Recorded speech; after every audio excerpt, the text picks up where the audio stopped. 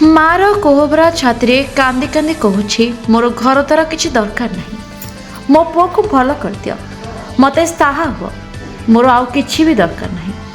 ଏମିତି ହୃଦୟ ବିଦାରକ ଦୃଶ୍ୟ ଦେଖିଲେ ଆପଣଙ୍କ ଆଖିରେ ବି ଲୁହ ରହିବନି।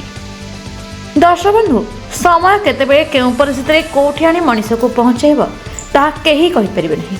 ହଁ ଦର୍ଶକ ବନ୍ଧୁ, ଯେଉଁ କୋମଳ ବୟସରେ ପାଠପଢ଼ା ସାଙ୍ଗକୁ ଖେଳକୁଦରେ ମସଗୁଲ ହେବା କଥା, ସେ ଆଜି ଜୀବନ ମରଣ ସହ ସଂଘର୍ଷ କରୁଛି। ଡାକ୍ତରବାବୁ କହୁଛନ୍ତି ଠିକ୍ ହେବା ପାଇଁ ଲକ୍ଷାଧିକ ଟଙ୍କା ଦରକାର, ହେଲେ ଏତେ ଟଙ୍କା ଆସିବ କେଉଁଠୁ? କେମିତି ମୋ ପୁଅକୁ ଭଲ କରିବି? ହଁ ଆଜ୍ଞା, ଏମିତି ଏକ ଅଭାବନୀୟ ଦୃଶ୍ୟ ଦେଖିବାକୁ ମିଳିଛି ଜଗତସିଂହପୁର ଜିଲ୍ଲା ତିର୍ତ୍ତୋଲ ବ୍ଲକ ଅଧୀନ କୃଷ୍ଣନନ୍ଦପୁର ପଞ୍ଚାୟତର 15 ନମ୍ବର ୱାର୍ଡର ହୋଲି ସାହିରେ। ଏହି ସାହିର ଅକ୍ଷୟ ଗୋଚ୍ଛାୟତଙ୍କ 2 ପୁଅ ଏବଂ ଝିଅକୁ ନେଇ 5 ପ୍ରାଣୀ କୁଟୁମ୍ବକୁ ପରିବାର। ହେଲେ ସାନ ପୁଅ ସୁଜିତ ଗୋଚ୍ଛାୟତ ମାତ୍ର 18 ବର୍ଷ ବୟସରେ ଜୀବନ ମରଣ ସହିତ ସଂଗ୍ରାମ କରୁଛି।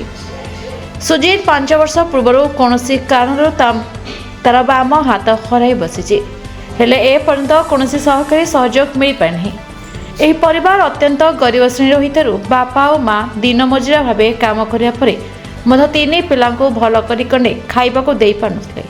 ପରେ ବଡ଼ ପୁଅ ବଡ଼ ହେବା ପରେ ଭୁବନେଶ୍ୱର ଏକ ହୋଟେଲରେ କାମ କରୁଥିଲେ, ହେଲେ ଦୈବ ତାହା କରିବାକୁ ଦେଲା ନାହିଁ। ସାନ ଭାଇର ଦେହ ଅସୁସ୍ଥ କାରଣରୁ ଭୁବନେଶ୍ୱରରେ ଆସି ଭାଇକୁ ନେଇ ଏ ମେଡିକାଲରୁ ସେ ମେଡିକାଲକୁ ଘୁରି ବୁଲିଲା। ଆଉ ଶେଷରେ କଟକ ବଡ଼ ଡାକ୍ତରଖାନାକୁ ଯାଇ ଜାଣିଲା ଯେ ତାକୁ ଭଲ କରିବା ପାଇଁ ଲକ୍ଷାଧିକ ଟଙ୍କା ଦରକାର। ଆଉ ଏବେ ଘରେ ରହି ଜୀବନ ମରଣ ସହ ସଂଘର୍ଷ କରୁଛି ସୁଜିତ। ସବୁଠାରୁ ବଡ଼ କଥା ହେଲା, ବାପା ମା ଦିନ ମଜୁରିଆ ହୋଇ କାର୍ଯ୍ୟ କରିବା ପରେ ପିଲାଙ୍କ ଦାୟିତ୍ୱରେ ଅବହେଳା କରି ଆଧାର କାର୍ଡ କରିନାହାନ୍ତି, ଯାହାଫଳରେ ଚିକିତ୍ସା ପାଇଁ ବାଧକ ସାଜିଛି। ଅନ୍ୟପଟରେ ଯଦି ଦେଖିବା, ଏକ ଅଧାପନ୍ଥିଆ ପକ୍କା ଘରେ 5 ପ୍ରାଣୀଙ୍କ ଜୀବନ ବିତୁଛି। ଯେଉଁ ଘରେ ନାହିଁ ଝରକା ନାହିଁ କବାଟ, ଦୁଆର ବନ୍ଧରେ କବାଟ ବଦଳରେ ଏକ ଲୁଗାଟାଣି ରହୁଛନ୍ତି। ଆଉ ଏକ ଖଣ୍ଡିଆ ବତାବନ୍ଦି ଜରିପାଲ ତଳେ ବିତୁଛି ଜୀବନ। ଗ୍ରାମବାସୀଙ୍କ କହିବା ଅନୁସାରେ ଅକ୍ଷୟଙ୍କ ମନରେ ଘର ଆସିଥିଲେ ସୁଦ୍ଧା କୁଜି ନେତାଙ୍କ ରାଜନୀତିରେ ତାଙ୍କ ନାଁରେ ଆସିଥିବା ଘର ନାଁ ଲିଷ୍ଟରୁ କାଟି ଦେଇଛନ୍ତି। ତେବେ ଏହି ପରିସ୍ଥିତିରେ ସରକାର ଏହି ପରିବାର ଉପରେ ଶୁଭଦୃଷ୍ଟି ପକାଇ ସମସ୍ତ ସରକାରୀ ସହାୟତା ପାଇଁ ଯୋଗାଇ ଦେବାକୁ ଗ୍ରାମବାସୀମାନେ ନିବେଦନ କରିଛନ୍ତି। ତେବେ ଆମ ଚ୍ୟାନେଲ ମାଧ୍ୟମରେ ଖବର ପ୍ରସାରଣ ପରେ କେବେ ସରକାର ଏହି ପରିବାର ଦୁଃଖ ବୁଝୁଛନ୍ତି ତାହା ଦେଖିବାକୁ ବାକି ରହିଲା। କହୁଛି ମୁଁ ଗରିବ, ମୋ ପିଲା ଆସିକି ଦରମରା ନାହିଁ, ମତେ ଏତିକି ସାହାଯ୍ୟ କର, ମୋ ଭଲ ଇଏ ଦେଖିକି ମୋ ପୁଅକୁ ନେଇକି ଆଡମିସନ କର।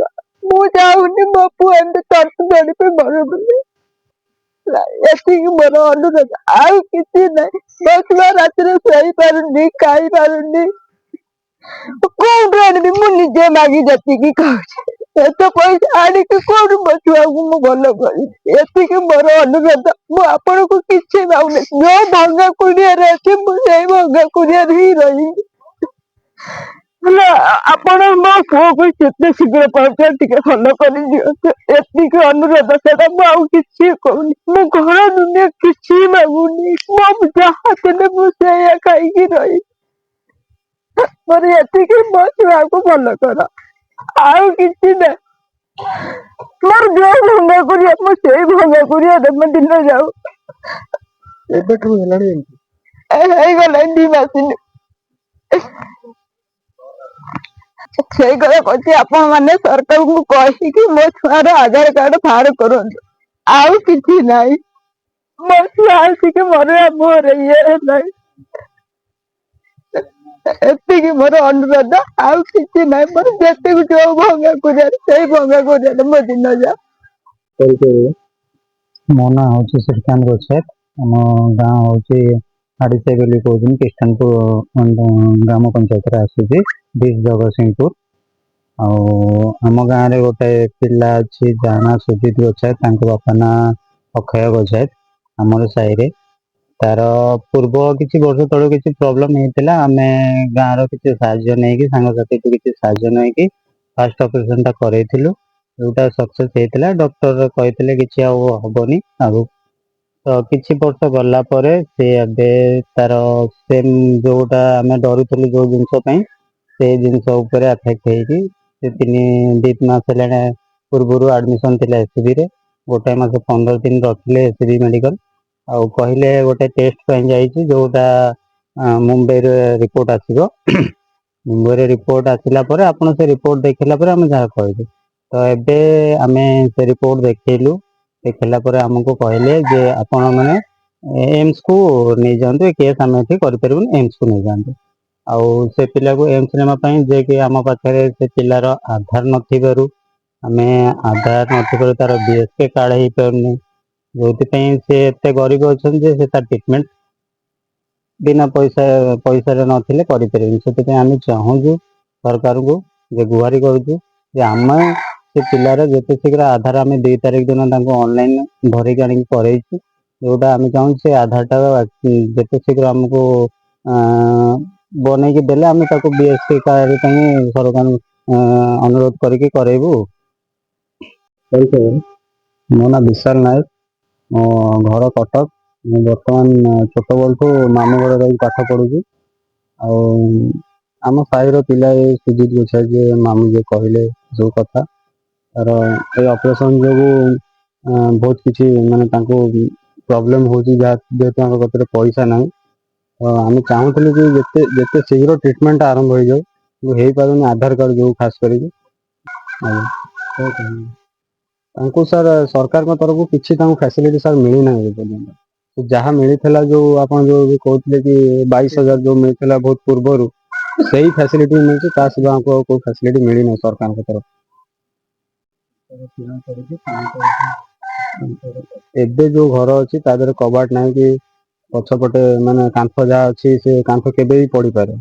ସେ ବହୁତ କମଜୋର ଘର, ବହୁତ ବର୍ଷ ପୁରୁଣା ହେଲାଣି। ଉପରେ ଟିଣ ପଡିଛି, ସାଇଡରେ ପାଲ ଟାଣିକି ସେ ଗୋଟେ ରୋଷେଇ ଘର କରିଛନ୍ତି। ସେ ରୋଷେଇ ଘର ବି ଚାରିଆଡୁ ଖୋଲା ଅଛି।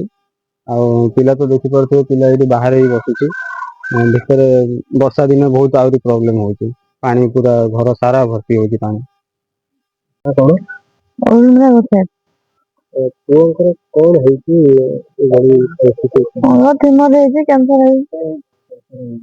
6 ମାସ ହେଲା ବହୁତ କଷ୍ଟ ପାଉଛି। କିଛି ଆସୁନାହିଁ ଆଉ। ଘର ଆସିଲା ଆଉ ଜଣଙ୍କୁ ଦେଇଦେଲେ। ତାଙ୍କ ଘର ତାଙ୍କ ନାଁରେ ଆସିଲା, ଅନ୍ୟ ଲୋକଙ୍କୁ ଦେଇଦେଲେ ପଇସା ନେଇକି। ପଇସା ଦେଇ ପାରୁନାହିଁ, ଆଉ କଣ କରିବ? ଘର କରିକି ଦେଖେଇଲେ ଘର ଦେବେ। ସରପଞ୍ଚ କାହା ପାଖକୁ ଆଇଥିଲା ସେ କହୁଥିଲା ତ, ମୁଁ ଜାଣିନାହିଁ। ସେମାନେ ଯୋଉ ଆଗୁଆ ନେବେ ପଇସା, ତାପରେ ଦେଲେ ଘର କରିବେ। ଘରେ ଦେଖେଇଲେ ପଇସା ମିଳିବ, ନହେଲେ ଘରେ ନକରି ଦେଖେଇଲେ କୋଉଠୁ ପଇସା ମିଳିବ? ତ ଦେଖେଇ ପାରୁନାହାନ୍ତି, ଅଧିକା ସେ ଫୁଲୁଛି ଆଉ। ଦେହ, ହାତ, ମୁହଁ, ପେଟ ଫେଟ ପିଠି ସବୁ ଫୁଲିଗଲାଣି। ତଥାପି ଏତିକି ଅନୁରୋଧ କରୁଛନ୍ତି କି ସାହାଯ୍ୟ କରନ୍ତୁ ଆଉ।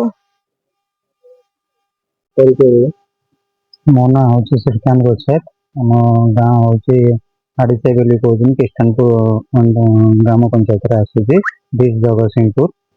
ଆଉ ଆମ ଗାଁରେ ଗୋଟେ ପିଲା ଅଛି, ଯାହା ନାଁ ସୁଜିତ ଗୋଛାତ, ତାଙ୍କ ବାପା ନାଁ ଅକ୍ଷୟ ଗୋଛାତ। ଆମର ସାହିରେ ତାର ପୂର୍ବ କିଛି ବର୍ଷ ତଳୁ କିଛି ପ୍ରୋବ୍ଲେମ ହେଇଥିଲା। ଆମେ ଗାଁର କିଛି ସାହାଯ୍ୟ ନେଇକି, ସାଙ୍ଗସାଥିଠୁ କିଛି ସାହାଯ୍ୟ ନେଇକି ଫାଷ୍ଟ ଅପରେସନ ଟା କରେଇଥିଲୁ, ଯୋଉଟା ସକ୍ସେସ୍ ହେଇଥିଲା। ଡକ୍ଟର କହିଥିଲେ କିଛି ଆଉ ହବନି ଆଉ। ତ କିଛି ବର୍ଷ ଗଲା ପରେ ସେ ଏବେ ତାର ସେମ୍ ଯୋଉଟା ଆମେ ଡରୁଥିଲୁ ଯୋଉ ଜିନିଷ ପାଇଁ, ସେଇ ଜିନିଷ ଉପରେ ଆଫେକ୍ଟ ହେଇକି ସେ 2 ମାସ ହେଲାଣି ପୂର୍ବରୁ ଆଡମିସନ ଥିଲା SCB ରେ।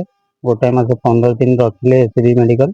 ଆଉ କହିଲେ ଗୋଟେ ଟେଷ୍ଟ ପାଇଁ ଯାଇଛି, ଯୋଉଟା ମୁମ୍ବାଇରେ ରିପୋର୍ଟ ଆସିବ। ମୁମ୍ବାଇରେ ରିପୋର୍ଟ ଆସିଲା ପରେ ଆପଣ ସେ ରିପୋର୍ଟ ଦେଖିଲା ପରେ ଆମେ ଯାହା କହିବୁ।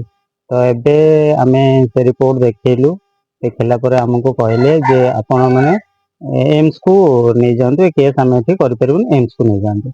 ଆଉ ସେ ପିଲାକୁ ଏମ୍ସ ନେବା ପାଇଁ ଯେ କି ଆମ ପାଖରେ ସେ ପିଲାର ଆଧାର ନଥିବାରୁ ଆମେ ଆଧାର ନଥିବାରୁ ତାର BSK କାର୍ଡ ହେଇପାରୁନି, ଯୋଉଥିପାଇଁ ସେ ଏତେ ଗରିବ ଅଛନ୍ତି ଯେ ସେ ତା ଟ୍ରିଟମେଣ୍ଟ ବିନା ପଇସାରେ ନଥିଲେ କରିପାରିବେନି। ସେଥିପାଇଁ ଆମେ ଚାହୁଁଛୁ ସରକାରଙ୍କୁ, ଯେ ଗୁହାରି କରୁଛୁ ଯେ ଆମେ ସେ ପିଲାର ଯେତେ ଶୀଘ୍ର ଆଧାର ଆମେ 2 ତାରିଖ ଦିନ ତାଙ୍କୁ ଅନଲାଇନ ଧରିକି ଆଣିକି କରେଇଛୁ, ଯୋଉଟା ଆମେ ଚାହୁଁଛୁ ସେ ଆଧାରଟା ଯେତେ ଶୀଘ୍ର ଆମକୁ ବନେଇକି ଦେଲେ ଆମେ ତାକୁ BSK କାର୍ଡ ପାଇଁ ସରକାର ଅନୁରୋଧ କରିକି କରେଇବୁ।